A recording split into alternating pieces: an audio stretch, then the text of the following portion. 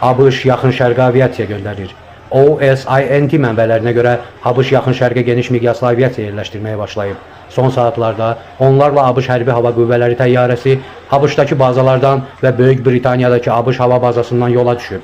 Bu təyyarələrə KC-135 və KC-46A hava yanacaq doldurma təyyarələri, eləcə də personal, avadanlıq və xüsusi təyinatlı qüvvələrin daşınması üçün istifadə edilən C-17 Globemaster 3-cü və C-5M Galaxy ağır hərbi nəqliyyat təyyarələri daxildir. Maraqlıdır ki, bu xəbərin fonunda ABŞ senatorundan Xameyniyə xəbərdarlıq mesajı verilib. Senator Lindsey Graham İran rejiminə daha yaxşı həyat tələb edən xalqınızı öldürməyə davam etsəniz, Trump sizi məhv edəcək, kömək artıq yoldadır.